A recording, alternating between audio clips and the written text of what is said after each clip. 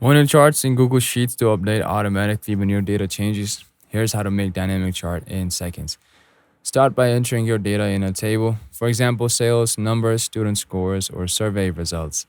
Once that's ready, highlight the entire data range, then click Insert and choose Chart. Google Sheets will automatically suggest a chart type, but you can switch it using the chart editor on the right. Choose from the bar charts, line graphs, pie charts, whatever fits your data best. Now, to keep it dynamic, any changes you make in the data table will instantly reflect in the chart. Add new rows or update values, the chart updates live. Now, want to make it interactive, add a drop down filter or a slicer using data, then slicer.